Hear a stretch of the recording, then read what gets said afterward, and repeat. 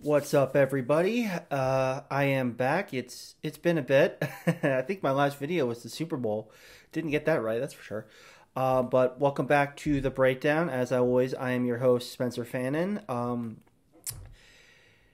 Man, these next 2 weekends and the weekend that just happened, I'm filming this on March 18th, Thursday, March 18th. These 3 weekends, conference championship weekend and then the first 2 weekends of the NCAA tournament, are, in my opinion, the best 3 consecutive sports weekends of the year. If you don't think so, well, you're wrong. Oh, I am so happy the NCAA tournament is back.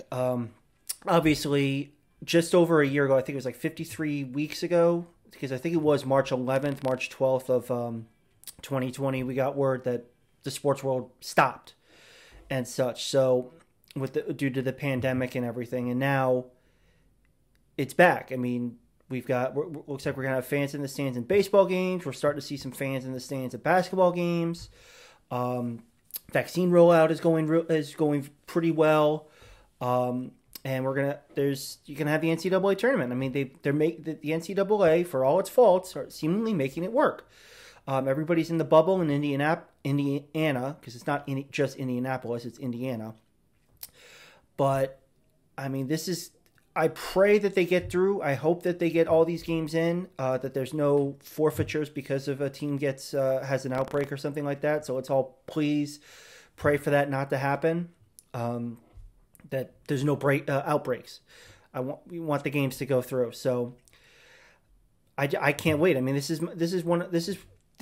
the tournament is probably my favorite sporting event of the year, and I can't wait to keep talking about it. I mean, everybody's obviously going to make a bracket. It's going to be interesting this year because of the chance of outbreaks and teams forfeiting. It's going to be a very, very interesting year picking your teams. I've made a bracket and stuff. Just for the fun of it, I'll give you some breakdowns of what I do, how I pick, and such. I think for teams, I'll do the first three. The first main thing I'll do. This is kind of a rambling video, but the main thing that I look for in teams that I want to make deep runs in the bracket, I look for four main points. They have to have these four components, and I think that they'll make a deep run. First one is star power. You got to have a star, a guy that you just know is going to either make a bucket, get you points, can take over the game, and consistently does it. A Cade Cunningham, a Jalen Suggs, an Io DeSomo, a Luka Garza, somebody like that. Number two is because I'll go back to number one. You want that star player because you got to just win. You win the one game. They can take over a one game, or they can take over a 2-game stretch and get you deep into the tournament. I mean, look at Steph Curry at Davidson. I mean, he was that team, and they got all the way to the Elite Eight. If you have that transcendent type star, you have a very good shot of making a deep run in the tournament. Oops, sorry, email. Number two is point guard play. You got to have a guy who can distribute the ball and make the right plays. He's going to get people in the right positions, get the ball to the right people, and not turn the ball over. You got to have that point guard. I mean, again, you look at a lot of teams. They'll have that floor general who can lead them, make sure they set up the right play. They can make a play. They can make a defensive play. They can make a offensive play, whether it be a pass, get a bucket, whatever. That's number two. Number three is a big man. You need a big man down low who can just take over a game as well. I mean, look at Luka Garza. Look at Kofi Coburn, E.J. Liddell, Hunter Dickinson. These teams have big men down low. I mean, the college game is starting to become the NBA game, and it's just jacking up threes. It's dunks and threes. So if you can have a guy who can draw the defense down to him, it's going to open up three-point shooters on the outside. And if you got a big man who can dominate, you get him to the line, you get the other guys in foul trouble, and it just opens up everything else. So That's number 3. And number 4 is a spot up shooter. You need a knockdown shooter on the wing. If you've got that, you have a good chance, because a drive and kick, that type of offense, is very successful in the college game. Like the Bohannon kid in Iowa, Boeheim, the coach's son Boeheim at Syracuse, those type of Frazier for Illinois, those type of guys, Ahearns for Ohio State. Having that outside shooter, the knockdown shooter that you can, that the point guard, if he gets into the paint touch and he kicks it out, or it's a paint touch for the big guy and he kicks it out of the double team to a wing shooter that can knock it down, that changes the game. It's like if you have those 4 things, if a team has those 4 things, you're going to have a very good shot at getting deep into the tournament. And there are a couple teams this year that have all those things. I've mentioned Illinois. Illinois has 2 stars, 2 All-Americans, National Player of the Year, I believe, in Ayo Dosunmu. Point guard play, Ayo Dosunmu, Curbelo, who's come on huge in the the Big Ten tournament.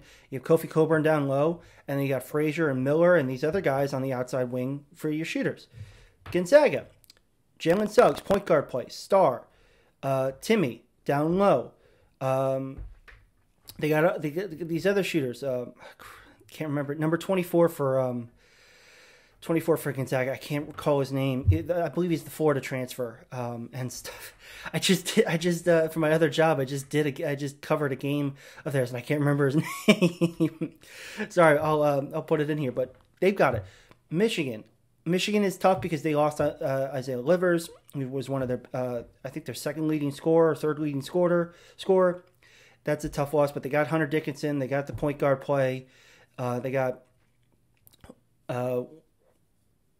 Wagner, the brother of the Mo Wagner, and stuff. So they've got a really good team. I mean, Alabama, who's a massive 3-point shooting team, they've got knockdown shooters. They've also got the defense. Baylor, very defensive shutdown team. This tournament is going to be fun. I mean, every tournament is fun, but this tournament is going to be so much fun to watch. The first 4 starts in a couple hours, in about 6 or 7 hours. Again, I'm filming this at about 10 a.m. Thursday, March 18th. First 4, I believe, starts at about 4 p.m. Central, 5 p.m. Central, somewhere around there. But it's just going to be so much fun. And I hope that we get this tournament in, no questions asked, and we get it in completely, that there's no forfeitures or and anything like that due to the pandemic. Because if they can do that, we're all going to feel good. It's going to be fun. We're going to enjoy it. Places are starting to open back up again, so people can go out and see people to enjoy the basketball. This is a time where we can get together. We still have to remain vigilant. We still have to remain safe. But seeing the NCAA tournament brings back that normalcy, just like it did when baseball was back to announced. With basketball, the basketball bubble tournament, getting sports back has made it. It hasn't fixed everything, obviously, because we're still in the midst of this pandemic, but it gives us that normalcy. It's like we can turn on the TV and it's like, there's live sports. I can escape for a couple hours just watching my favorite team. Go nuts watching the tournament, finding the Cinderella to root for, Sister Jean's going to be down there, so Illinois better watch out. They might have a tough matchup in the second round. But, I mean, watching these buzzer beaters, watching all this stuff, it's going to be so much fun to see this again, and it's going to feel like normal. It might not be 100% normal because the fans aren't going to be there and all this other stuff, but it's going to feel somewhat like normal, and we're right on the edge of getting this over with. If we can pull this off, if NCAA can pull this off, I'm going to be so happy. I'll give you my final four thoughts. Gonzaga in the West. My dad actually brought this up. Why don't they have a North bracket? But I guess because Midwest is like the birthplace of basketball, I suppose. I don't know. Gonzaga, Alabama, Baylor, and Illinois. Those are my final four. I have Illinois and Gonzaga in the championship. That's all I'm going to say. I think that's just going to be a great matchup. I can't wait. I mean, but again, don't take my word for it. I mean, I've done some brackets in the past. I think the closest I've ever gotten to actually winning or being the best at it was Illinois' run back in 2005 when they got to the championship against North Carolina. So we'll see how it goes, but go out, enjoy. Those are the four main criteria I choose when picking teams. If they have those, if they have star power, point guard play, dominant big man, and outside shooters. If they've got those four things, I feel very confident in them making a deep run. So there you go. Go out, fill out your brackets, hurry up, have fun, stay safe, and enjoy yourselves. The NCAA tournament is back. Thank heavens. Until next time, this is Spencer Fannin signing off for The Breakdown. Thank you for watching. See ya.